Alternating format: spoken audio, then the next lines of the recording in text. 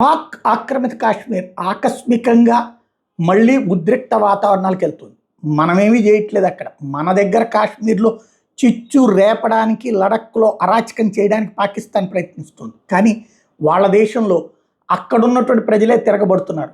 ప్రశాంతమైనటువంటి కాశ్మీరం, ఆర్థికంగా ఎదుగుతూ ఉన్న కాశ్మీరం, ఉపాధి ఉద్యోగావకాశాలకు కేర్ ఆఫ్ అడ్రస్ అవుతున్నటువంటి కాశ్మీరం, మౌలిక సదుపాయాలు అద్భుతంగా పెరుగుతున్నటువంటి కాశ్మీరం, సందర్శకులు విపరీతంగా ఆకర్షిస్తున్నటువంటి కాశ్మీరంలోని ఒక ప్రాంతం పాకిస్తాన్లో ఉంది. అక్కడ వాళ్ళకి తిండి లేదు, బట్ట లేదు, వసతి లేదు. కష్టపడి రాత్రి పగలు సంపాదించుకుంటే అధిక పన్నులు దోచుకునేటటువంటిది పాకిస్తాన్.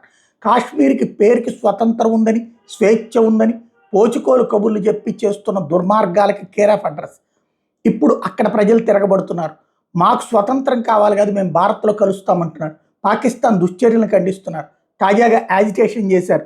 వేలాది మంది వీధుల్లోకి వచ్చారు. చివరికి పాకిస్తాన్ సైనిక దళాలు పౌరుల మీద దాడులు చేసినాయి. జర్నలిస్టుల మీద కూడా నిషేధం విధించింది. ఆ ప్రాంతానికి సంబంధించిన సమాచారం లేకుండా పిఓజేకేకి సంబంధించినటువంటి ఇష్యూస్లో షాబాజ్ షరీఫ్ ప్రభుత్వం నిన్ననే అడుగుచ్చుని ఐక్యరాజ్య సమితిలో సొల్లి కబుర్లు చెప్పాడు.